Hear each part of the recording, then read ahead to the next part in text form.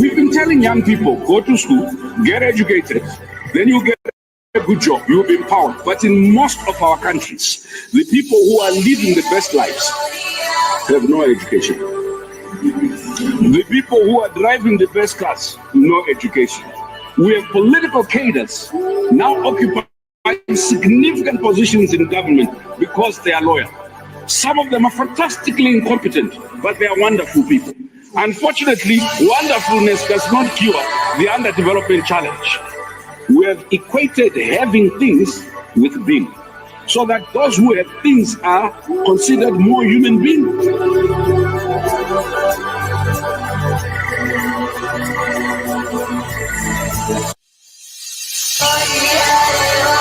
There's a new force of nature at hand, stirring all over the world. They are the young people whom, frankly, we have failed, who are angry, who are organized, who are capable of making a difference.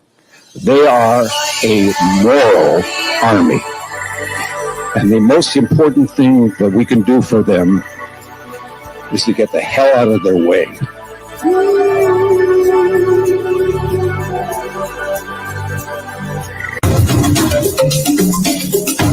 Sisi vile vile sio wote ambao wanataka ugomvi kwa sababu ya ugomvi. Niwaambia nyinyi ni wajinga mkimpata Ruto. Mkadhani tunawadanganya. Jeti ya Ruto. Hii maisha ya Ruto ni stress na ni stress. Mungu, wewe umetukosea.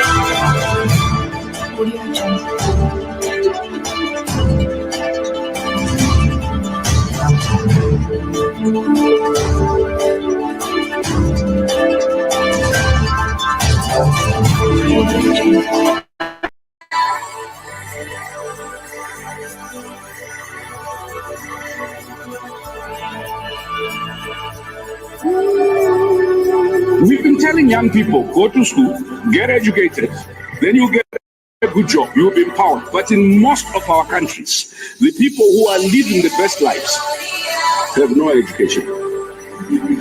The people who are driving the best cars, no education. We have political cadres now occupying significant positions in government because they are loyal. Some of them are fantastically incompetent, but they are wonderful people. Unfortunately, wonderfulness does not cure the underdevelopment challenge. We have equated having things with being, so that those who have things are considered more human beings.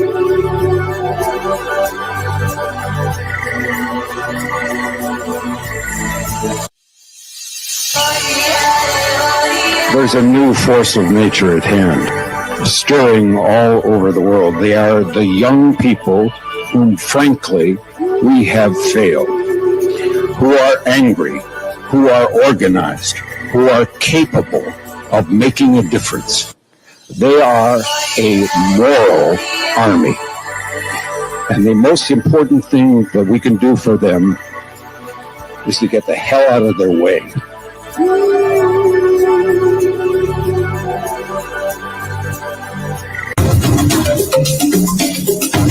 Sisi vile vile sio wote ambao wanataka ugomvi kwa sababu ya ugomvi. Niwaambia nyinyi ni wajinga mkimpata Ruto. Mkadhani tunawadanganya. Jeti ya Ruto. Hii maisha ya Ruto ni stress na ni stress. Mungu, wewe umetukosea.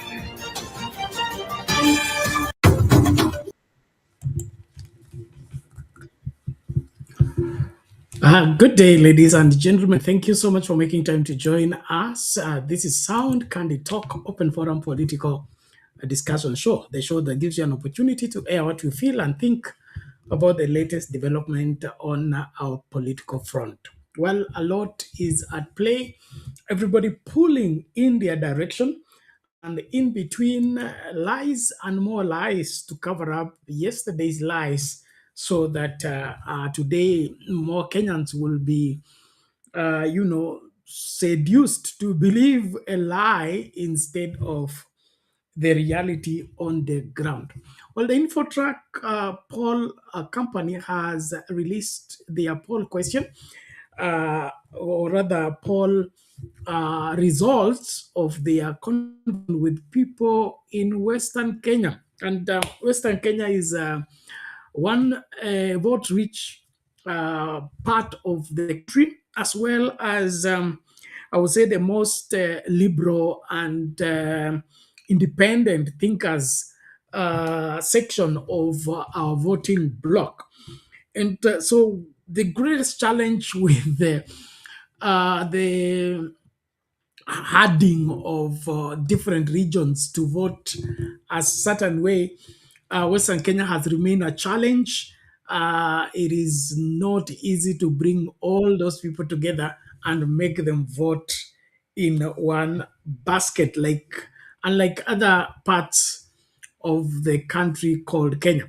And so there is the Trans Nzoia governor, George Natembeya, who has outrun, Wetangula has outrun Mudavadi. Those are seasoned long-term politicians who have been in the helm of the Western Kenya politics for as long as we can remember. But now Natembeya is far much ahead of them in influencing the direction of that vote-rich part of our country. And so we are in this particular show looking to, will he be the kingmaker as far as where the Western vote will be, or there is still a percentage that may kind of revolt against him. Remember the William Ruto and team are coming up with their own machinery to try and convert the convinced people of Western Kenya that voting with the government is not a priority. And we'll also be looking at those Luya politics. Why is it that Natembeya and Sifuna have come in late, but they are shining as they head to the top of influencing the direction of the region, as they outrun Mudavadi and Wetangula, who have a forefront for too long. What is it that Natembeya and Sifuna are doing that is endearing them to the Western Kenya people that the Mudavadi and Wetangula are failing to do? Something that is of great interest. And so as we start out the conversation, please karibisha mtu ili tumakinike pamoja, usitazame kipindi peke yako. Tupo hapa kuangalia masuala haya kwa kina, kukwe mwelekeo ambao unafaa ukweli. Sisi hapa tunatafuta ukweli, sio siasa tu, bali ni kuwa siasa na kuchambua siasa kwa njia ambayo inaeleweka, alafu ya haki kwa kila mmoja, na tunasimamia ukweli mtupu, nothing but the truth, and that's what we seek to ensure that it comes into play, even as we come, get set to decide how this country will be governed after 2027. By who do we make the CEO of this great country and that particular general election? So let's hear out what Infotrack found on the ground as they were interviewing different Kenyans on matters politics, Western Kenya. Here we go. I'll stay with politics, and President William Ruto has emerged as the most preferred presidential candidate among the Luya community ahead of the 2027 general election. This is according to an opinion poll released Thursday by Infotrack Research and Consulting Company. The poll also shows that the Orange Democratic Movement, ODM, enjoys the highest party support in Western Kenya, while Trans Nzoia Governor George Natembeya has emerged as the political kingpin of the region. As NTV's Victor Ngaroya now tells us. The opinion poll conducted by Infotrack Research and Consulting Company and dubbed the Mulembe Nation poll was carried out on December 29, 2025. It sampled 602 registered voters drawn from 5 counties in Western Kenya: Kakamega, Bungoma, Busia, Trans Nzoia, and Vihiga. According to the findings, President William Ruto leads the presidential preference, ranking with 25%, followed by Jubilee Deputy Party Leader Fred Matiang'i at 15%, while Trans Nzoia Governor George Natembeya enjoys 13% support. Wiper Party Leader Kalonzo Musyoka recorded 8%, as DCP Leader Rigathi Gachagua trailed with 2% support from the respondents. President Ruto's support is stronger in Vihiga County at 33%, even though it cuts across all the 5 counties. Fred Matiang'i's support cuts across all the 5 counties, but then is strongest in Busia County, 22%. In terms of political party popularity, ODM leads with 25%, followed by the ruling United Democratic Alliance UDA at 20%, while DCP recorded 7%. Both Ford Kenya and Wiper posted 4% each. Whereas popularity cuts across the 5 counties, we are seeing the strongest stronghold for ODM remaining Kakamega, 29%. For United Democratic Alliance, the strongest area is Bungoma, although it cuts across all the 5 counties at 27%. On regional political influence, Governor George Natembeya has emerged as the kingpin and most influential leader in Western Kenya, commanding 50% support. He is followed by Prime Cabinet Secretary Musalia Mudavadi at 32%, ODM Secretary General Edwin Sifuna at 31%, National Assembly Speaker Moses Wetangula at 29%, Cabinet Secretary Wycliffe Oparanya at 14%, and DAPK Leader Eugene Wamalwa at 13%. What this is telling us is that the Luhya in Western Kenya are rewarding perceived potency. Leaders seen as forceful, leaders who are seen as effective, than just formal office bearers or seniority in politics. Infotrack maintains that the survey was not commissioned or funded by any individual or political party, stating that it was an independent in-house study aimed at capturing the true public mood and political attitudes in Western Kenya region. Victor Ngaruya, NTV. I'll stay with politics, and President William Ruto has emerged as the most preferred presidential candidate among... Okay, there you have it, the Infotrack result of the polling concerning the temperature from the direction of the Western Kenya politics as far as the approach to the 2027 general election is concerned.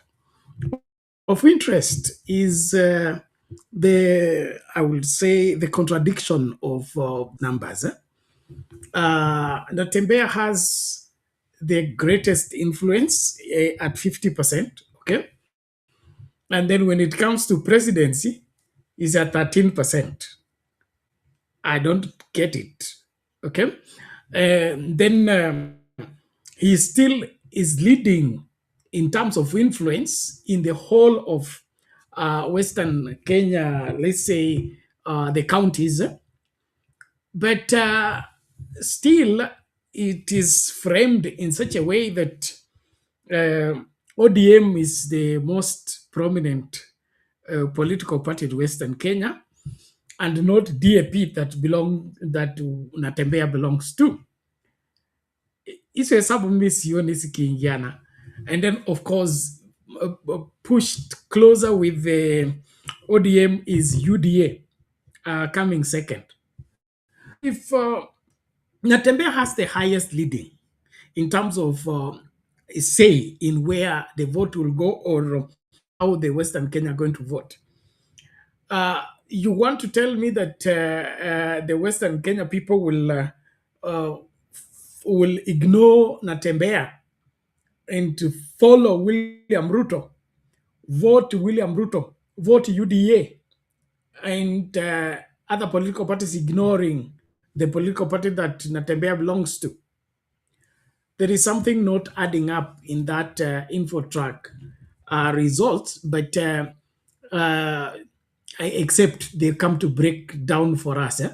Because if I have the greatest influence in the land and I'm championing a revolt from William Ruto, Wetangula, and Mudavadi, it should be reflective everywhere.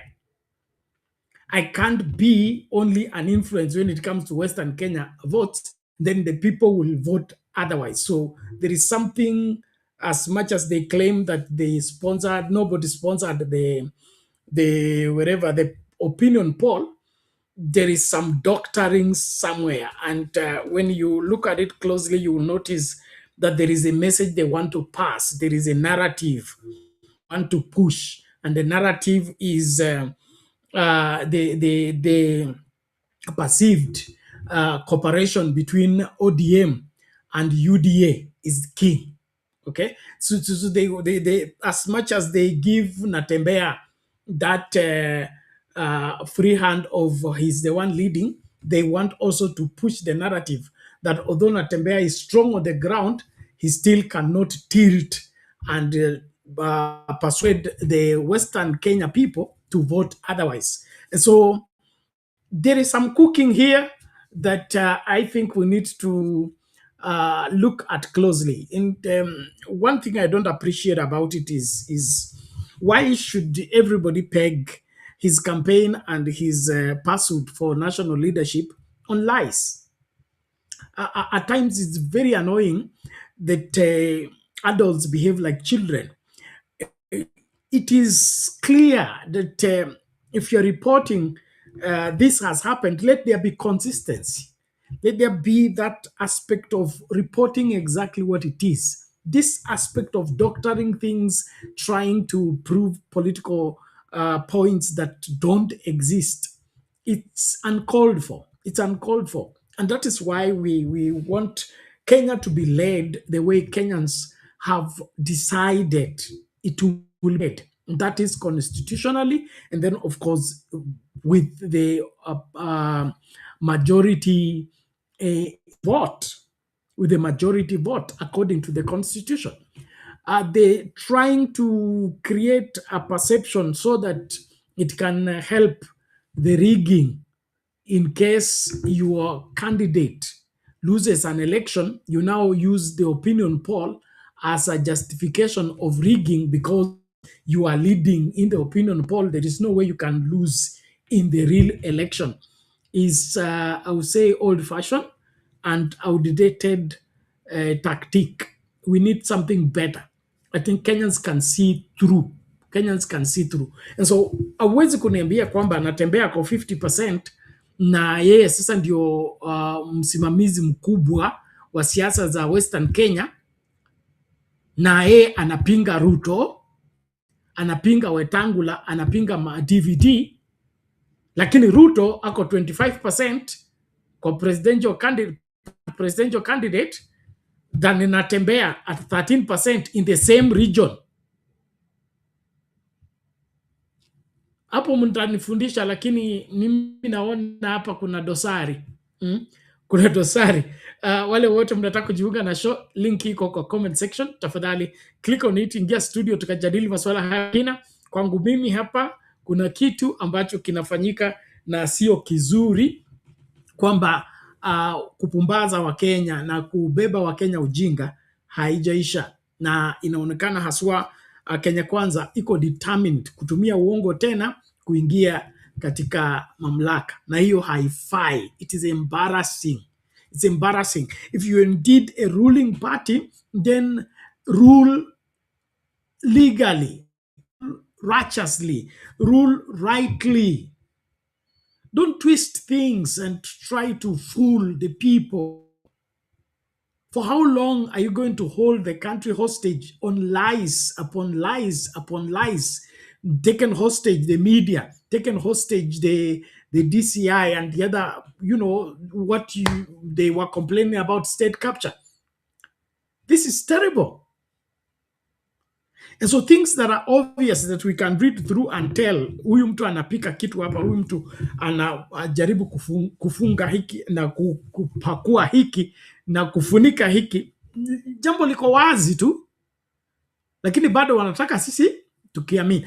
So kwangu mimi ODM being strong in Western Kenya, that one is undisputable truth. And then, of course, also the analysis that Natembeya and Sifuna are taking reign of Western Kenya. To me, that agrees with the traditional and I would say the attitude of the Luya people when it comes to who they follow. Luyas don't follow cowards. Luyas don't follow compromisers. The moment you are a sellout, the Luya people will leave you alone. The moment they discover that you are a coward, you cannot stand up to power and you cannot challenge power, they leave you alone. And so what you're seeing here is that what is endearing Natembeya and Sifuna particularly to the Luya people is their Luya blood, okay? Their Luya blood is for their hero, is for the man that goes and conquers the world and comes back victorious, the man that represents them in the greatest battles of life and come back successful. And so the vehement and continued onslaught of challenging the powers that be, led by Natembeya and Sifuna, is what is now turning the tables in favor of Sifuna and Natembeya. And if they continue like that, the Western Kenya bloc is gone. It's gone. The William Ruto will not get it. Just like Uhuru did not get it, Kibaki did not get it, except in the first election. It will be an uphill task to reverse that. And so the Sifuna heroism and Natembeya heroism is beginning to pay. And if this continues, you will have a different song in Western Kenya. And then, of course, there was an outcry here by one of the Western Kenya guys talking about silencing the Luyas. This poll is said that was taken on 29th of December. And the 29th of December is significant because it was the eve of the burial of Cyrus Jirongo, a prominent political figure in be leading in that poll when the fingerprints of what happened to Jirongo was still alive in the ears, in the hearts, and in the eyes of the people of Western Kenya and Kenya as a whole. And so, watu wa Infotrack, jaribu jinsi ya kupika ili mapishi yenu yapokelewe, lakini hii mtuambie tu ukweli. Mta matokeo, lakini mkaambiwa haya matokeo mkayasome hivi. Na hiyo ndio ukweli wa mambo kwa kulingana na historia yetu. Historia yetu, kuna vile serikali inajaribu kuinterfere na nini na matokeo haswa yanayo onyesha kwamba serikali haifanyi vizuri, na safari ya William Ruto kupata nafasi nyingine kama rais wa Kenya inaendelea kudidimia kila siku. So hawataki iwe hivyo kwa sababu wako na plani nyingine ambayo watataka kutumia ili kuhalalisha uongo tena, na hiyo kwangu mimi haifai. Wakenya wanapaswa kuongozwa vile wamechaguliwa kuongozwa kikatiba. So let's stop doctoring opinion polls and doctoring news items and trying to push a narrative that is non-existent. Let us free this country completely from cartels and from state capture so that we can be a free country with free people doing what they're supposed to do for the betterment of our future. Well, let me just bring in quickly that clip as a reminder on what is going on in Western Kenya that could have not been, could have caused the opinion poll not to come out the way it did in relation to William Ruto being the preferred candidate in Western Kenya. I don't see William Ruto being a preferred presidential candidate in Western Kenya. With the Western Kenya politics and how the sons of Mulembe have been victimized, and of course, Natembeya has been clear on letting them know why they are suffering and who is behind their suffering. William Ruto cannot be their preferred presidential candidate, no matter what this opinion poll claims to have seen. Okay, let's just listen to these elders and then elders from Vihiga, and then from there we move forward. Here we go. ODM Vihiga County siko na ofisi kwa woti zote na branchi zote katika Vihiga County. Hakuna chama chochote katika Vihiga County ambacho kina ofisi kuliko ODM in Vihiga County.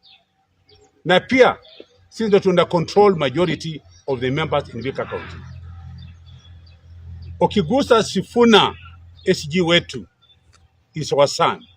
Ukigusa DPL wetu those our sons. Jua ameshakuza Western wote kwa jumla. Yes.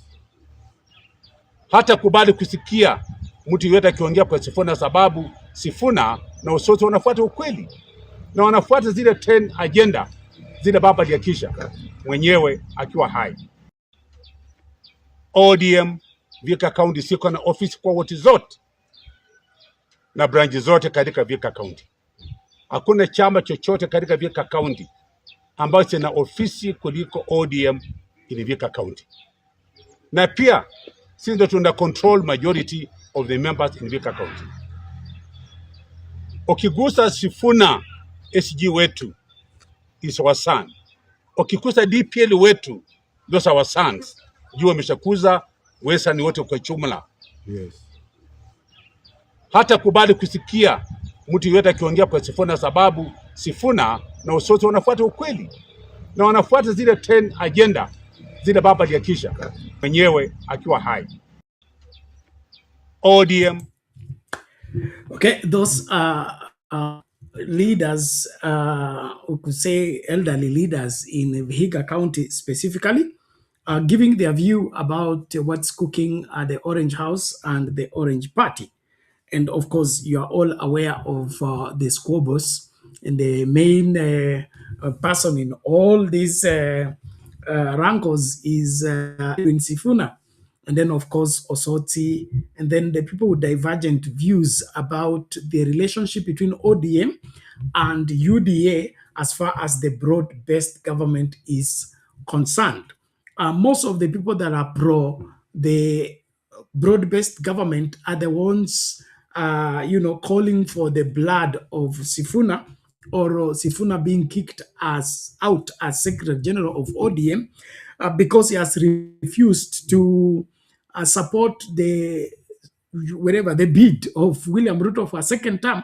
And then, of course, like it has been well put there, the condition of ODM working with UDA was pegged on the 10 points MOU that was signed between Ruto and Raila Odinga. And so that is the point of reference. If our relationship is based on this 10-point agenda, our relationship must always be reviewed based on this 10 points agenda. It cannot introduce another point of 2027 general elections if it is not part of the 10 points agenda. And with that understanding, I don't see the crime Sifuna has committed, or Osotsi has committed, or Rengo has committed, and Babu Wino and Hamisi. What have they committed? Asking for how far have we gone with the 10 points agenda? If our relationship is based on that, then that must remain the point of reference. At least that's how I see it. And of course, any right-thinking person should view the whole thing based on that. But if we introduce something else in between and make it more important than the 10 points agenda, then the relationship we had based on the 10 points agenda, it's over. It's not existent because we have changed the rules of the game. Those of you who are football fans and all that, if you have gone to the football pitch and you want to play football, and then, of course, there are football rules that apply when you're playing football. But do you know that in the same pitch, we can rearrange it and turn it into a basketball pitch or volleyball pitch or netball pitch? The moment we have adjusted the field and turned it into a different game, the previous rules don't apply. We have changed the game. Now, new game, must play with new rules. So what I'm failing to understand is that people are turning a blind eye to the 10 points agenda and insisting on we must vote in Ruto. Ruto is an island like us. Ruto is one of us, and Baba left us with Ruto and all that. So I don't see it. Have we all become liars? Have we all become, twisters of the truth? That we can't face the truth anymore. We just want to, deceive the public and turn Kenyans into fools. I don't think that's the way to go. And so if we are in agreement because of the 10 points agenda, our relationship is limited to those 10 points agenda. And until something else is introduced, we can't move away from the 10 points agenda. And so if William Ruto really is interested in making ODM or winning over ODM to support him for his second bid, then improve it by fulfilling the 10 points agenda. It is that simple. But you are ignoring the 10 points agenda, and then you want to insist that when mwanzilishi wa ODM ati unaenda kudiscipline wale ambao wanakuuliza maswali kuhusu 10 points agenda. Hiyo sio haki na hiyo sio uongozi. So the person that is supposed to be answerable on this matter is William Ruto. And then, of course, what is William Ruto doing with ODM? Why does William Ruto wants to control ODM? He has his party called UDA. He's the party leader of UDA. He should concentrate on building his party and let ODM do their thing. Why is he sponsoring people in ODM to cause havoc in ODM, to destabilize ODM, the long-serving and, of course, the strongest political party in the entire country? It simply means William Ruto has no interest for ODM except it's being torn apart and reduced to a small party so that he can have a free field. I have a feeling that Ruto is more threatened by ODM than any other political party in this country. And so he wants to concentrate on ensuring that ODM is cut to size so that he's able to control it, manipulate it, and it serves his interest. And that, to me, is evil. It's uncalled for. It's wickedness of the highest order. To be a national leader, you build your capacity to lead strong people. You don't use people to weak people so that you lead them. So if ODM is stronger than UDA, then go to benchmark on how did ODM succeed in being this strong and being solid. Then apply the same principles to UDA. That will be more helpful than you sponsoring the tearing down of ODM so that it becomes as weak as UDA. So how does that now help the country? How does that help our democracy? How does that help our constitutionalism?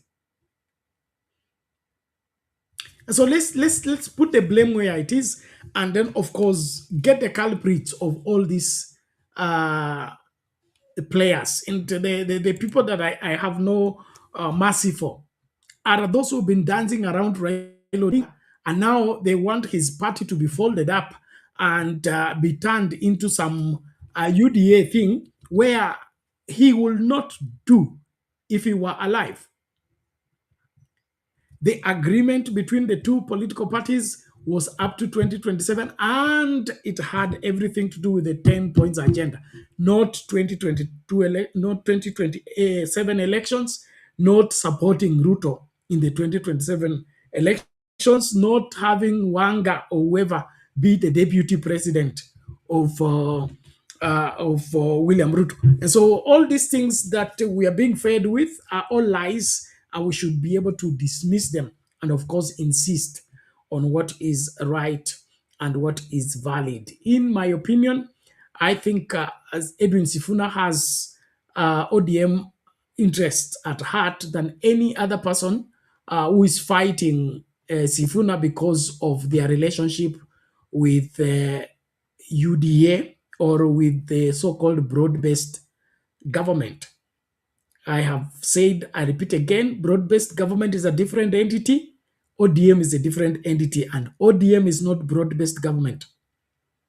There is no coalition government between ODM and UDA, except in the minds of William Ruto and his people he's sponsoring to go and convert ODM to broad-based government. Broad-based government is Ruto's brainchild, is Ruto's decision, is Ruto's making. We don't have any record where Baba and Ruto and other political players sat together and say, let us come up with a broad-based government that is going to do this and this. This broad-based government was introduced by Ruto, built by Ruto, and he is the one who has worked out everything without the input of ODM. He only reached out to ODM because he needed cabinet secretaries who were affiliated to ODM. But the cooperation, the coalition is non-existent. So why is Ruto ignoring the 10 points and insisting on a relationship? Well, umechumbia msichana, okay. Ukaenda kudiscuss masuala ya mahari. Ukaambiwa mbuzi ni 10, ng'ombe ni 15, na hela ni milioni 2. Okay? Wewe unasema mimi napenda binti huyu na nataka kwenda na yeye, na washukuru sana kwa kukubali kutuongelesha, na tunaamini kwamba tukifunga ndoa yetu itakuwa nzuri, na hii ndoa itakuwa na watoto, hii ndoa itakuwa nzuri, hii ndoa italeta maendeleo. Wazee wanakuuliza mbuzi 10, ng'ombe 15, milioni 2 ziko wapi? Ambia hiyo msijali, sisi tuko hapa katika uhusiano mzuri, tunapendana sana, na hii ndoa ikishika tutapata watoto watakuwa wengi na watakuwa na furaha. Wazee wanauliza ngoja kwanza, mbuzi, ng'ombe kwa sababu mkataba huu is pegged on this. You cannot ignore the demands and want the benefits of the agreement. It doesn't work.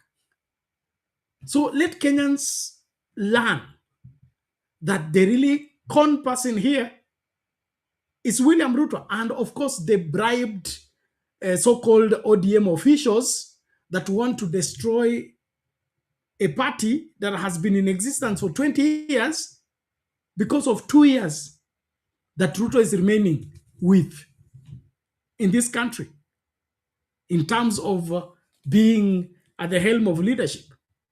The 2027 election outcome is not guaranteed for William Ruto. It's not guaranteed for anyone. It can go anywhere.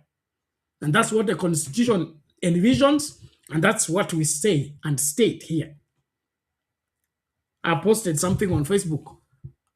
Second term is not a must. Sio lazima. Sio lazima. Na Constitution iko clear. Kidero was 1 term. In Nairobi. Songo was half term in Nairobi. Who else? Wangamati was 1 term in Bungoma.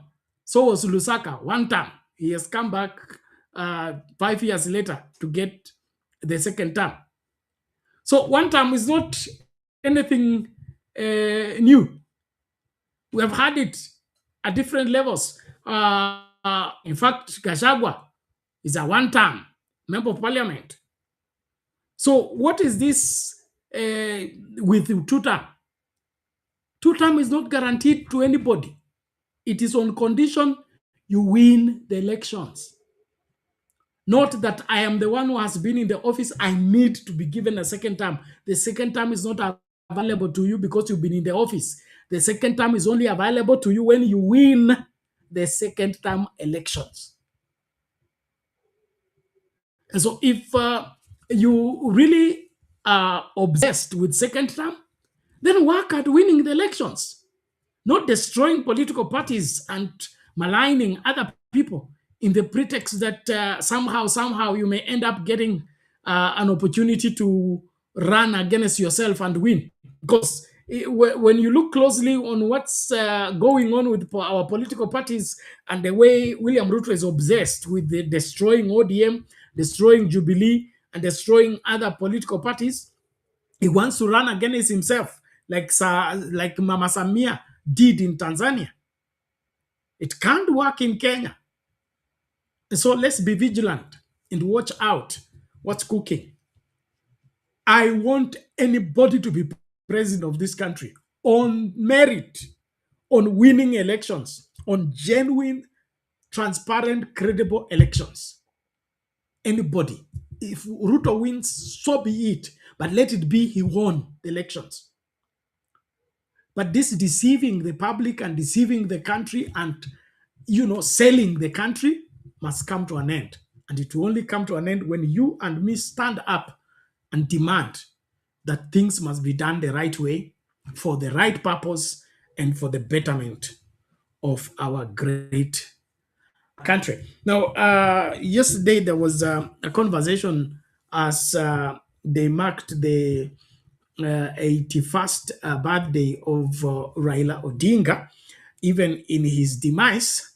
And the main message that came out from Mama Ida was the ODM wrangles should come to an end. Let the people sit and talk on whatever it is that is the problem. Now, we've been treated to some resemblance of talks. Some ODM MPs and leaders had a conversation today, and it looked like they are mending the fences and want to be as one and speak as one. But also, as that was going on, we saw also another aspect of ODM. It appears that ODM is split right at the center, and the every indication is that the broad-based government is the one breaking ODM right at the center, because it is either you are pro the broad-based government or you are against the broad-based government. And the moment you become against the broad-based government, you become an enemy of those that are pro the broad-based government. In my opinion, that's uncalled for and unnecessary. And so there was some talks that looked like these people are indeed, establishing a truce, like Mama Aida said. But later on, we also got down another pressure, different from what had been reported. And so we are left to wonder, is this cutting of a truce, or is just regrouping for further fights? Let's listen out to this first.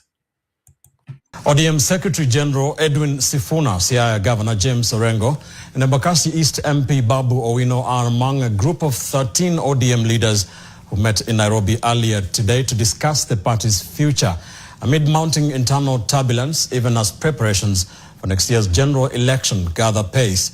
NTV has established that the leaders agreed there is an urgent need for ODM's top leadership to convene an emergency national delegates convention to deal with the growing fault lines within the Orange Party and chart its political direction ahead of the 2027 polls. Here's NTV's David Mudhoka with the details. As the countdown to next year's general election gathers pace, a faction within the Orange Democratic Movement linked to Nairobi Senator Edwin Sifuna met in Nairobi today, signaling early political maneuvering ahead of the highly anticipated polls. Those present included Sifuna himself, Siaya Governor James Orengo, and Embakasi East MP Babu Owino. Others were nominated Senators Crystal Asige and Catherine Muma, MPs Millie Odhiambo, Kisumu Woman Representative Ruth Odinga, who is also the sister of former party leader the late Raila Odinga, and John Ariko. The meeting was also attended by former Attorney General Amos Wako, Nairobi County Assembly Majority Leader Peter Imwatok, former Makadara MP Ruben Ndolo, as well as politicians and business figures Edwin Ngonga and John Andiwo. NTV has established that the group is now pushing for a national convention of all ODM delegates to cool internal tensions and restore order within ODM amid simmering wrangles within the Orange Party. What we are asking is that a national delegates conference be called with an immediate effect in ODM.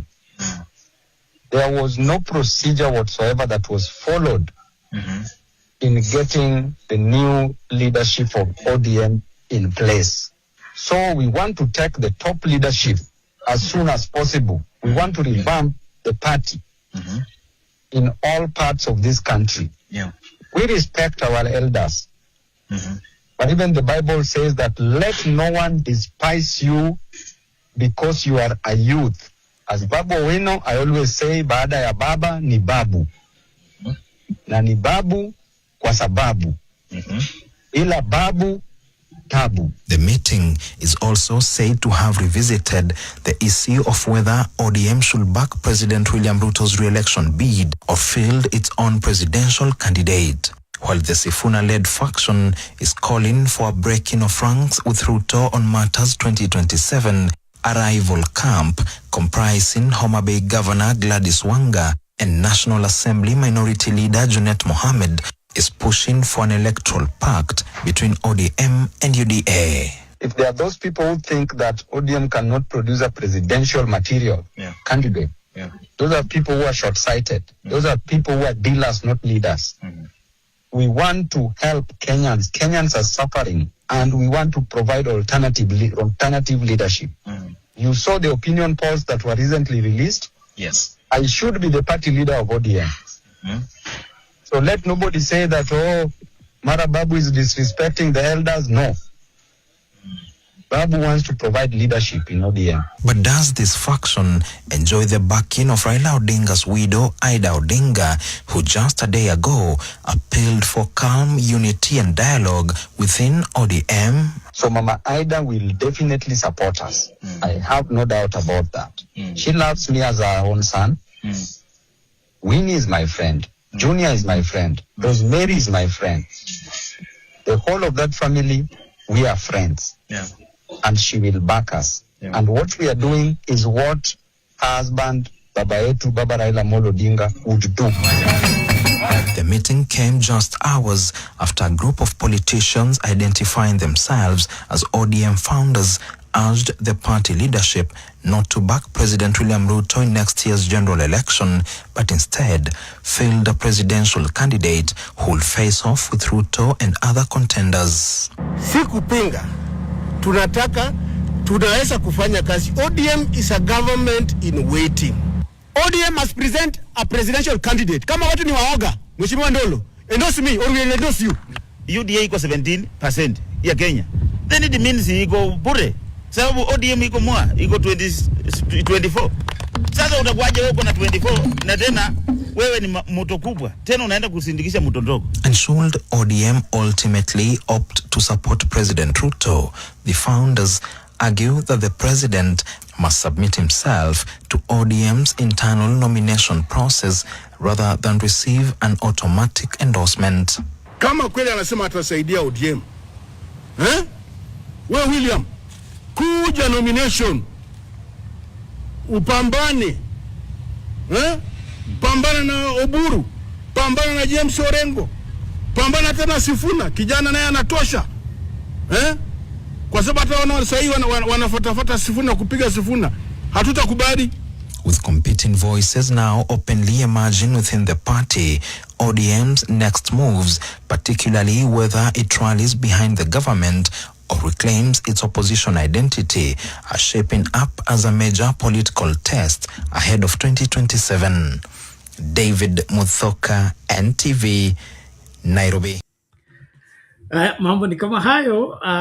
Kuna tokota moto huko katika chama cha chungwa, chama cha baba Raila Amolo Odinga. Now, you can see the players there and the fears as well as the reservations that many have towards ODM. And you can easily tell that ODM is feared and it's like a giant that they don't want them to discover that they are giants. In the book of Exodus, chapter 1 talks about the Pharaoh and the Egyptians realized that the children of Israel were stronger than them and were wiser than them, and they were multiplying at a higher rate than them.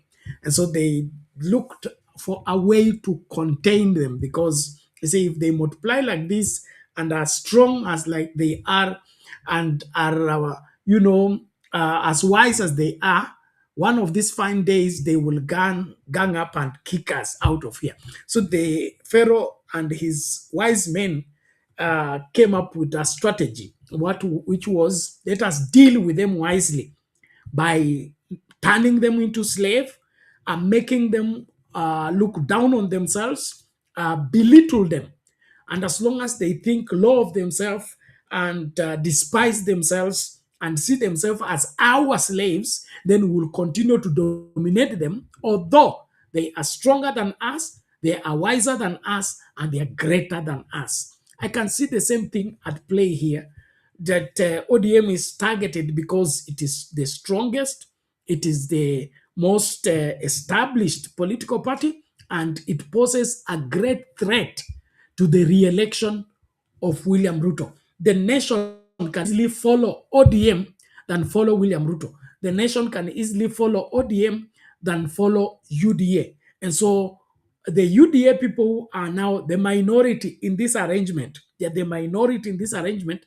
They want to dominate and determine the direction of the majority in the pretext that they have come to help the majority, when actually they are looking on how to destroy the majority and turn them into a minority. This is one of the things that the ODM players need to see through and be able to resist it to the very end. In my opinion, ODM doesn't need UDA. ODM should flex its muscle, rally the country behind them, go and take the presidency, go and take the nation. They have done that before. They can do it again. So it doesn't, this cooperation and pre-election, what are they called? Pre-election agreements and treaties should not come into play. Let's do like South Africa. Every political party fields a candidate. We go and sort it out. And if you don't get enough votes and enough members of parliament in the house, then you don't form government. Okay? You must now look for who can you work with post-election, not pre-election. So this pre-election arrangement is an enemy of our democracy. We want really democracy, where people are forced to go to the table, where people are forced to go and beg which political party should come to on board and help us govern. Although we want this, we don't have what it takes to run the government. If it is post-election, it's a welcome idea, but pre-election, no. And so the sponsoring of the enemies of ODM in ODM to destroy ODM, that should be arrested and thrown out. And that's what is at play here. Let's listen out to this, where as people are looking for reconciliation, there are those within who still don't take it, and probably will point out what exactly is the problem of Oburu, Wanga, Junet, and Tim. Democratic Movement ODM have once again come to the fore as a section of party leaders dismissed a meeting convened by Secretary General Edwin Sifuna aimed at healing rifts and uniting warring factions. The political tensions were further exposed after party leader Oburu Odinga held a separate meeting with Suna East MP Junet Mohammed, even as Embakasi East MP Babu Owino called for a national delegates convention to address leadership transition. Apollo Kamau reports on a party struggling to contain internal power struggles. Happy birthday, dear Baba. Happy birthday. A day after Mama Ida Odinga appealed to ODM leaders to embrace dialogue and promote unity within the party, fresh divisions have emerged. ODM Secretary General Edwin Sifuna, in a post on his social media platforms, shared photos from what he described as a first unity meeting attended by a section of party leaders. Among those present were Siaya Governor James Orengo, Embakasi East MP Babu Owino, Kisumu MP Ruth Odinga, Suba North MP Millie Othiambo, among others. In his post, Sifuna said talks aimed at uniting the had officially begun. Case closed. Mama amesema kuunganisha, yeye ni mama, na tunafurahi mama kuingia katikati na kumhag. Lakini tena watu wasija wakaleta mchezo kama ile watu wengine zamani walikuwa nashuka mkono eti ndio huyu atakuwa candidate. Sio tena watu wataleta ile system ya kuhag kuwe candidate, hapana. Ye mama hana hiyo tabia. Suba North MP Millie Othiambo also expressed confidence in the process, posting the message, "Gather all, scatter none," as she pushed for unity within the party. However, the unity drive was immediately dampened after Migori Senator Eddie Okech, who previously sponsored a motion seeking Sifuna's expulsion from the party, dismissed the meeting. In a post on X, Okech called on party leader Oburu Oginga to convene a national delegates convention to resolve the party's leadership wrangles once and for all. The meeting came even as party leader Oburu Oginga and Suna East MP Junet Mohammed held a separate engagement at the ODM headquarters. The party says the talks focused on party growth and national politics. The meetings took place as ODM founding members, led by former Kadara MP Ruben Dolo, issued a political ultimatum to President William Ruto, asking him to dissolve the UDA party and seek re-election through ODM, or abandon any prospects of a pre-election coalition deal with the party. Kuja ng'ang'ania hii chama kwa ODM, vunja hiyo UDA, sio ODM wavunje. Hatutakubali ODM ivunjike. The turmoil within ODM continues, with Deputy Party Leader and Vihiga Senator Godfrey Osotsi accusing President William Ruto's UDA party of orchestrating a hostile takeover of ODM strongholds in Vihiga and Kakamega counties. Osotsi alleges that a section of ODM MPs, MCAs and party officials has been co-opted to campaign for Ruto's second term in office. Apul Kamau, TV47. Now, Democratic Movement ODM. Okay, mambo ni kama hayo, na mtanisamehe kwa hili. Mimi naona kuna kitu ambacho hakikae sawa, na kama vile babu amesema, naheshimu wazee. Oburu ni mzee, na mzee wa boma. Kwanza yeye ni general, mtu wa boma mbili. Na kuwa baba wa boma mbili kunahitaji hekima ya hali ya juu. Kile ambacho sielewi ni Junet, Wanga na hao wengine wanaoimba maneno ya two term au kudanganywa na kununuliwa. Hiyo haitakuwa news. Kile ambacho hapa ni news ni Oburu. Okay? Oburu, the eldest son in the Jaramogi family, and he has succeeded Raila Odinga, who was leading the ODM party. This is the time to demonstrate leadership. So how are you demonstrating leadership when you're listening to Junaid not to go and be in the reconciliatory meeting with Sifuna, and then you call a parallel press because Ruto has sponsored you to go and eliminate Sifuna from leadership of ODM. It looks awkward, and it leaves a lot to be desired. And just like mzee wetu hapa Jakindwe amesema Oburu ataharibu ODM, tumeona hiyo dalili imeanza kuonekana wazi wazi. Yule mtu ambaye ataua ODM na kuitupa mbali atakuwa Oburu, akisikiliza watu ambao hawafai. Mimi sioni mtu yeyote katika ODM ambaye ana haki ya kupigania broad-based government. I mean, ODM haina stake kwa broad-based government. Haina nafasi. Hakuna chochote. Watu wanne kupewa job, hiyo ni ODM. Hiyo sio ODM. Na hao watu wanne wanaweza furushwa na Ruto anytime. Hakuna any binding agreement ya kusema lazima Joho akue cabinet, lazima naitwa nani? Oparanya akue cabinet. That agreement is not there, is non-existent. Inamaanisha Ruto akiamka leo aseme ana reshuffle cabinet na afukuze Joho, afukuze Mbadi, afukuze Wandai, afukuze hao watu wote, there is nowhere you can take Ruto. So hao watu wote ambao wanakusanyika pamoja kwenda kusema wanampiga vita Sifuna kwa kukataa ku acknowledge broad-based government. So they are in ODM but fighting for an outsider.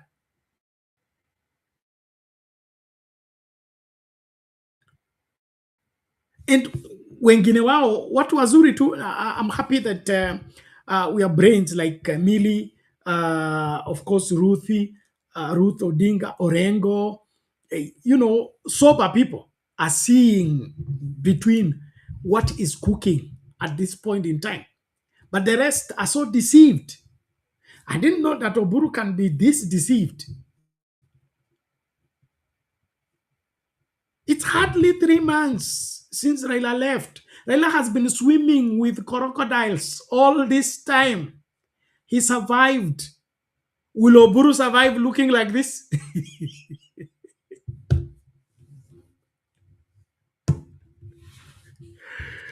I support Babu. Let the National Delegates Conference be called quickly and let them subject all wherever leadership position, national leadership position to an election. Tukutane Kasarani, tupige kura. Nani atakuwa party leader, nani atakuwa deputy party leader, nani atakuwa secretary general, nani atakuwa wherever. Chairman, nani atakuwa deputy chairman. All those national offices Kasarani. Hii story ya kusema baba alinichagua nikuwe chairman, baba ndiye alinichagua, sasa baba hayuko na wenye chama ni sisi wana ODM. Kasarani itwe mara moja, tuende kupiga kura. Kuanzia kwa Oburu, tunataka kujua nini kilifanyika mpaka Oburu akakuwa ratified and declared party leader. Sisi hatukumpigia kura, hatukumchagua, tuliambiwa tu from nowhere. Wakati sisi tunatarajia mwili wa baba kuingia kutoka India, kuna press conference ya kusema kwamba because baba has died today, Oburu should be party leader tomorrow. Things don't work like that, even in a home. Mzaki kufa haikuangi immediately ati mtoto wa fulani anapewa hii na hii. So while we were anticipating the body of baba to arrive, people were already sharing the party. And now they are here trying to snatch the genuine leaders of the party to be given to these hyenas who wants to go and sell it. No. And then from that presser, it's now clear what was said that took place on Christmas Day in the night at Gilgoris. It's come to play in this presser. All the people that were reported to have been in Gilgoris with Ruto and were sponsored to go and wreak havoc to destroy ODM are the ones having a parallel press with the genuine party officials. That ought not to be the case. So, Oburu, umenikosea. Umekosea wazee. Mzee wa boma afanyi kazi vile unavyofanya. Ubebwi juu kwenda kusema kile umeambiwa kusema. Wewe ndio unapaswa kuita watoto wote kwa meza, upatie mwelekeo, hivi ndivyo itakuwa. Oburu, upaswi kuogopa uchaguzi. You will not be there forever. Open up the party, revamp the party. Let the party go and restructure the grassroots elections to take place, the national elections to take place. Let's have bona fide leaders we voted for. So Baba's appointing and Baba's wisdom is now not there at the moment. So what do? We subject every seat in the national office to an election. Get the delegates from all across the country gather at Kasarani and vote for each and every position. If Babu wins, he becomes the party leader. If Sifuna wins, he retains his secretary general seat. And every other person. Wanga loses the chairmanship, it will go somewhere else. But let's have a solid, well-established ODM that is free of external influence. The real enemy of ODM is in ODM sponsored externally by those who are hungry and wish to be recognized for having been successful in wrecking the most important political party in this country. In my opinion, the most important political party in this country is ODM. And so nobody should be playing around with such. So kwangu mimi, wakati umefika, Oburu na wenzake wajiite conference. Wajiite conference vizuri tu, alafu waseme yale ambayo inawasumbua. Lakini kusema kwamba wameambiwa kusema ama umetumwa kusema, hiyo imewatoa rangi. Imewatoa rangi ile heshima ya heshimu mtu uso wa mtu mzee, ogopa kichwa chenye movie, imeisha.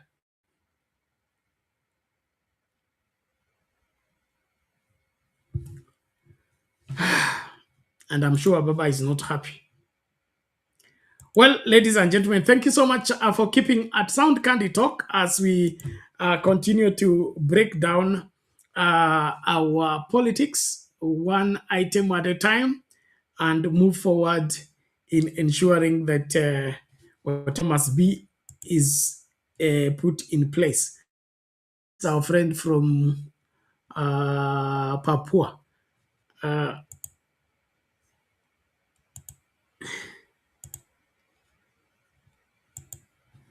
Hello, sir. How are you? How is West Papua?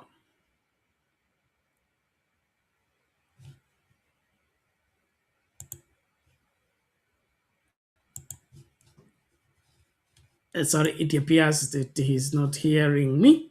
Okay, let's look at the UDA conducting their grassroots elections. Let's see how it plays out. This Saturday, the ruling United Democratic Alliance, UDA, will attempt what no political party in the country has ever fully achieved. That is conducting nationwide grassroots elections as it seeks to remain intact. More than 300,000 candidates will be battling for party positions across the country in what is shaping up to be an early proxy contest for the 2027 general election. At stake is not just party control, but who gets to carry the UDA ticket in the next electioneering cycle. On Politics and Power tonight, NTV's Ibrahim Karanja reports on why these elections could redefine the party's future or expose its soft underbelly.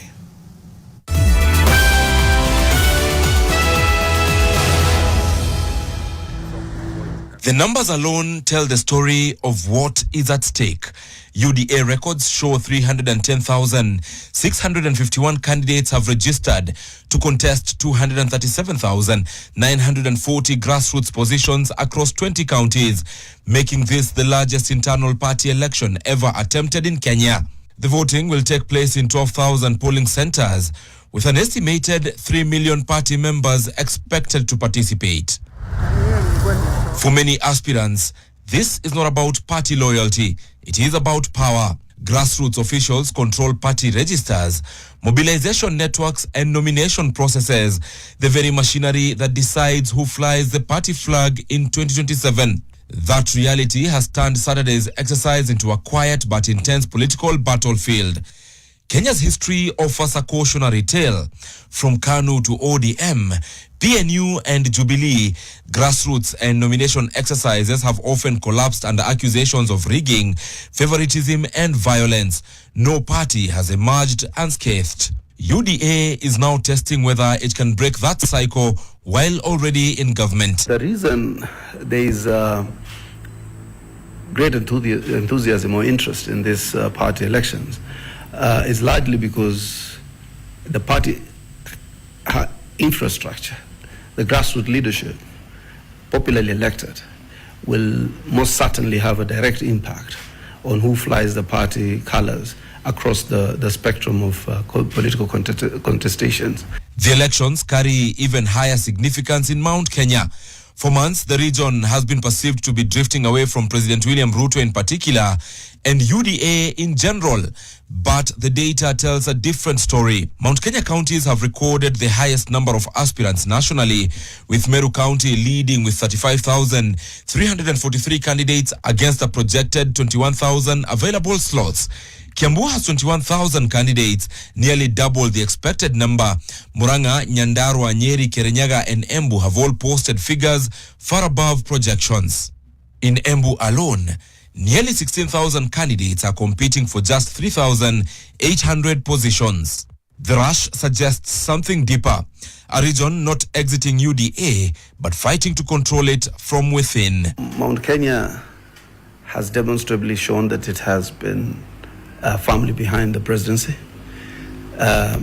We delivered Mbere. I am very sure, hopefully, we will deliver the two by-elections in Mbere. That is for the members of the county assembly. And what this demonstrates is that the citizenry is awoke. The citizenry is conscious. The citizenry has read between the script, between the lines of a very perversive, toxic leader who has the net effect of taking them out of government without delivering them to the next government. On Thursday, elected party members from the Mount Kenya region met the electorate to reassure them of electoral fairness. We will be able to know our results as soon as the last person votes. Therefore, tusiwe na wasiwasi ati itakuwa mlolongo ya kuvurutana na kuhesabu ballot papers jioni. Uchaguzi yetu itakuwa digital ama electronic. Kwa hivyo pale utaingia, watakuwa na maagent wao pia. Kwa hivyo hakuna nafasi ati unasema utafinywa ama utanyang'anywa kiti yako. There is no possibility. There will be 20 positions at each polling stations out for grab. Competition is necessary, but we want to encourage them to have healthy competition. Ndio wajenge chama. Beyond Mount Kenya, competition is just fierce. Kakamega County has drawn over 32,000 candidates, one of the highest totals nationally. In the Rift Valley, Nakuru, Bomet, Nandi and Uasin Gishu counties have all recorded strong turnout, reinforcing UDA's traditional bases. Nationally, 223,425 candidates will face contests, while 80,038 are unopposed, a mix of competition and strategic consolidation. Party officials say the logistics are ready. Critics warn the real test will come after results are announced, whether losers accept defeat. But one has to accept democratic outcomes, even if it is by one vote. They say that the winner is determined by FPP, first past the post, or 50+1 vote. And therefore, we need to have the democratic culture imbibed in us, that if you lose an election, then you have the magnanimity, the integrity, the democratic credentials to take a step back and support the person who assumes office. Saturday's vote may not produce national leaders, but it will shape who becomes one. For UDA, these elections are not just about grassroots democracy. They are a rehearsal for 2027 and a stress test of whether the ruling party can manage power without self-destructing. And the UDA! Ibrahim Karanja, NTV.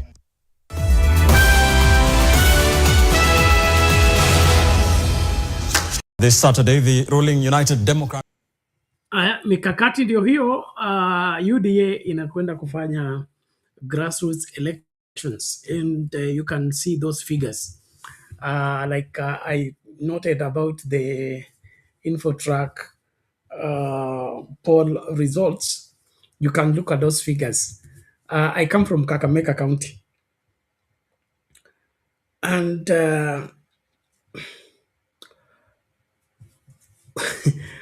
I've not been there recently, but the last time I was there, I've not met a UDA office. One shop painted UDA. I have not seen it. The time I was there, I was in Butere. Went to Mumias. Went all the way to Navaholo in Kakamega town. Just, scouting around. I didn't see UDA office. So where are these 32,000 people in Kakamega fighting for UDA control in Kakamega as the highest number of contestants on the leadership of UDA? It's something fishy about these numbers. And when you look at them, you will notice that they just want to achieve creating a perception. Look at those numbers in Mount Kenya, okay? That people are fighting to get into the leadership of UDA party in Mount Kenya. And they want to have a stake in the UDA party. They want to be party officials of UDA in Mount Kenya. Hi, maybe I'll learn when I grow up. This one is strange. But all in all, Saturday is not far. Let it happen. Let us see the outcome and we'll tell whether UDA is as strong as we're being told or not. But from the look of things and the groundwork that we are doing, the easiest way to lose the public is to identify with UDA. The easiest way to lose public confidence and general citizenry support is associate with William Ruto or associate with William Ruto party. The moment a politician identify yourself as UDA or a supporter of UDA or a supporter of William Ruto, your graph just drops like that in the eyes and in the support of the people. So I don't understand why Raila Odinga associates with the Ruto and UDA, and suddenly all Kenyans turn against him. And then you still want to convince me that UDA is the party for the hour, that everybody's gravitating towards UDA and everybody's scrambling for the UDA ticket? I don't think so. Hapa kuna ka story ambako labda tutapewa hiyo baadaye. Kwangu mimi, hapa kuna ukora fulani unaendelezwa na huo ukora ndio nasimama kinyume nao. Mimi ningependa sana siku moja tukue tuna nchi ambayo haki ni muhimu, ukweli ni muhimu, kufuata maagizo ni muhimu na kufuata sheria ni muhimu. Hiyo nchi ndio nchi ya pekee ambayo ningependa sana kuiongoza. Lakini hizi shortcuts, hizi uongo hapa, misrepresentation hapa, danganya hapa, haifai. For how long? We must, as a people, do the right thing. because it is right. Not because somebody told us, not because somebody will go angry if we don't. Let's do what is right because it is right. Especially when you are holding national office. Haustahili kusema uongo. Haustahili kuhadaa umma. It's evil. Let's resist it. So, tunangoja hiyo Jumamosi tuone kama UDA itafanya miujiza, ikuwe na hizo grassroots elections, na tunataka kuona hizo milolongo za watu. Tumeona watu 32,000, 22,000, 16,000, tunataka kuona hizo milolongo, kwa sababu hata kwa by election hatukuona hizo milolongo.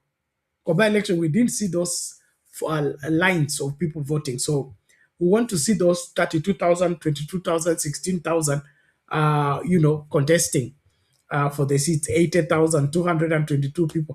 Kwani UDA inasimamiwa vipi? It has all these seats, 200. Okay, maybe we'll get anaitwa now Hassan atueleze how many official seats are there. Kwani I thought they are supposed to be on county, sub-county, and location. Those should be 3. Okay, 3 multiplied by 47, 48, 222,000 people, officials of the party. Hizo vyote ni viti katika UDA. Mtanielimisha, msinichape kwa sababu sijafanya hiyo research, but mnajua pia mimi sikuangi na nafasi kubwa ya UDA. UDA ni naomba basi tuanze kutamatisha. Ni saa 8:15 masaa ya Afrika Mashariki. Naona tuanze kufungasha tunapomalizia.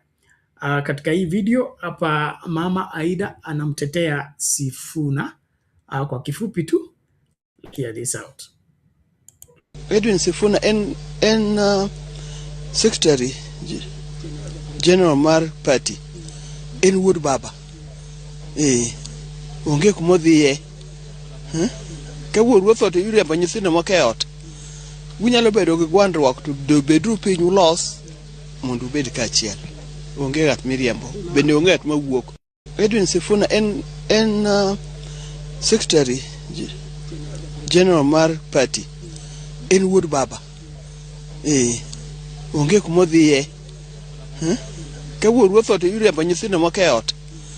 Unyalo bedo gi gwandruok to bedru piny ulos mondo ubed kaachiel. Onge ng'at miriembo, bende onge ng'at mawuok. Edwin Sifuna en Secretary General mar. Okay, in short, what she's saying says Edwin Sifuna is the Secretary General. He's a son of Baba. He is going nowhere. If your father dies, do you get chased from your father's house? That's Aida's question. And to me, it makes all sense in all the world. Mimi nimengoja munionyeshe dhambi ya Sifuna, sijaiona. Sitetei Sifuna kwa sababu ni Mluya na mimi ni Mluya. Mimi nataka tu mniambie dhambi ya Sifuna. Kulinda mali ya baba ni makosa? Kulinda chama cha baba ni makosa? Kusema kwamba chama cha baba hakiwezi kuuzwa ni makosa? Hiyo ndio kuwa mzalendo, na hiyo ndio kuwa mwaminifu. Where there is something we teach in church, loyalty. It's loyalty that leads to royalty. So Sifuna is being loyal to the ethics and values of Baba, to the spirit and essence of Baba. And that is something that is worth emulating and something worth supporting. And so that statement from Mama Aida is something that we should not take lightly. And on that note, Sifuna is going nowhere. And those who want to push him are the ones going to find their way out. And the truth is, mtu yeyote katika ODM ambaye anaona future yake, siasa yake, faida yake, ukuu wake uko na broad based government, afungashe tu mapema aende kwa broad based government. Si UDA inafanya elections, join hiyo mtandao mara moja, wacha kutusumbua sisi. Watu wa ODM tuko na plan zetu, tunataka kufanya vile tumeongozwa na kuonyeshwa njia na baba miaka hii yote. Usitusumbue. Kama wewe ni broad based, enda broad based, hakuna mtu atakufuata huko. Lakini hatunabeba ODM kupeleka broad based, hakuna chama unabeba kupeleka mahali popote.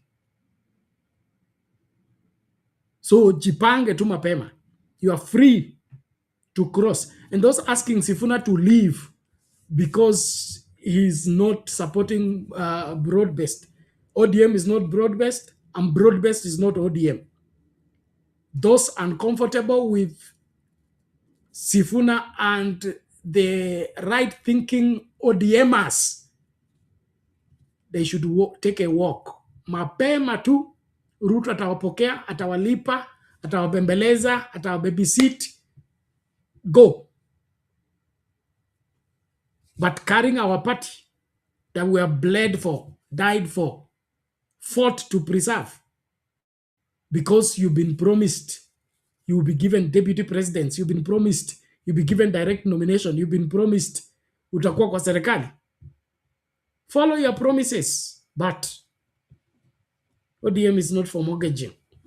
Well, that is Mama Aida, and then of course Baba's birthday had people, remembering him and of course saluting him. Let's hear a few and then we close. The late Raila Odinga could have marked his 81st birthday today on 7th January. Maybe somewhere in Mombasa like he did in the year 2023 and 2024. Lakini instead, Wakenya ametumia this day to remember him just about 3 months after his death. As they wish him a happy birthday in his absence, we're going to reflect on his life of courage, sacrifice, and deep love for Kenya. President William Ruto described Raila as a patriot whose life was defined by courage and sacrifice to the nation. Nairobi Senator Edwin Sifuna called him one of the most iconic leaders Kenya has ever produced. Kalonzo Musyoka also remembered him with appreciation and honor. The Odinga family used this day to thank everyone for the overwhelming support during his burial. His brother Oburu Odinga said, "I miss you dearly, yet in my heart you remain alive." And even in his death, Wakenya nakumbuka Raila as an iconic leader who shaped Kenya's politics. What do you remember Raila Odinga for? There go our salute and great honor for the legend Raila Amolo Odinga. And of course, he was described by the late Wamalwa Kijana as the fulcrum of Kenya's politics. He has played that role greatly up to his last breath. And we hope that even in the grave, he will continue providing required leadership in terms of determining where the country will go as far as the upcoming elections are concerned. It is amazing that even in his silence, he's still speaking, and even in his lying in the grave, he's still on the lips of Kenyans, in the minds of the politicians, either for good or for evil. Like Jeremiah 42:6 says, whether it be good or evil, we shall do what God says, that it may be well with us. Raila Odinga cannot be forgotten and cannot be erased from the pages of the history of this great country. A great life, a great person, a great leader of all time. And those of you who are aspiring to join politics, or want to be a politician, please adopt the politics of Raila Odinga that valued lives than personal ambition, that esteemed the interests of the country above personal quest for power, that stood up for the good of many than the gains of private agreements. That to me makes all the politics worthwhile. But if you're in politics to get a house, get a wife, get a car, grab land, build a hotel, or buy one, you are the wrong man for the job. It is time to redefine our politics by following the footsteps of legends like Raila Odinga, who wanted the good for this country so much that they went to jail for the same. They wanted the good of this country that even when they are victimized in an election, they can give up, let go to save the country. We need leaders who can forget themselves long enough to think about someone else. It's something Ruto said today, asking the young people. He said the opposition people telling you to vote for them without telling you what is in the voting for them for you. That's the most selfish statement ever from the lips of a national leader. According to Ruto, we should not do anything if there is nothing in that for us. But really leadership is, I don't care who gets the credit. I want the best for this country. I want the least and the greatest person in this country to be safe and secure. So you will notice clearly that William Ruto's politics is what is in this for me, what is in the presidents for me, what is in the parliament for me, what is in the political party for me. Somebody said the smallest package in the world is always wrapped in itself.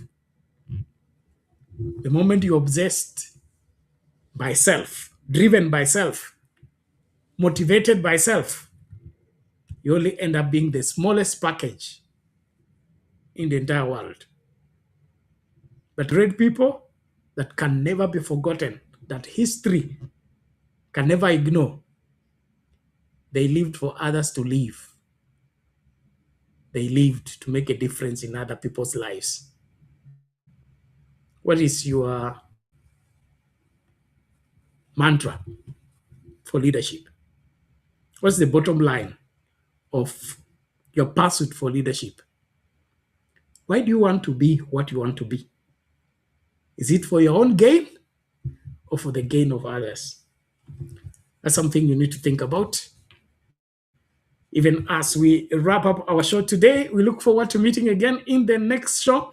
And of course, I encourage you to continue following Sound Candy Talk. If you have not followed us on TikTok, please follow us. If you have not subscribed to our channel, the link, those of you on TikTok, the link is in the bio. Click on it to take you to the channel directly and subscribe to support and help us keep, breaking down this, our political discussion. And of course, there are other issues that we discuss on the channel that are profitable for you. And so we encourage you, kama unajua mtu anapenda show kama hizi, mwambie, mjulishe akajiunge nasi na upate nafasi ya kujifunza kama vile unavyojifunza wakati unafuata matangazo yetu. Pia tungependa kuhimiza kama unataka kuchangia kusupport wale mko kwa TikTok, kuna hapo kuna till number 516575. Unaweza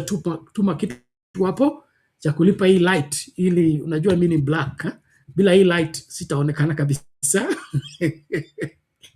Na hiyo light mpaka ilipwe ndio Wandaya atupatie tokens za kufanya nini, za kufanya show kama hii. Kwa hivyo unaweza changia kutuma mchango wako hapo. And then of course there is TikTok has giftings and all that. You can as well do the same. And those who can't use the till number 516575, you can use my my M-Pesa number +2547184554585. The number once again is +25471845585. Bernard is the name. And then of course that number is on the screen, those of you following on YouTube or Facebook. Asanteni sana na washukuru kila mmoja kwa kufanikisha kipindi leo, na kusubiri kwamba tukutane tena katika kipindi kinachofuata tukiendelea kuchambua siasa zetu. We are here to make sense of our politics as we ease life for the masses. God bless you. Tukutane tutakapokutana.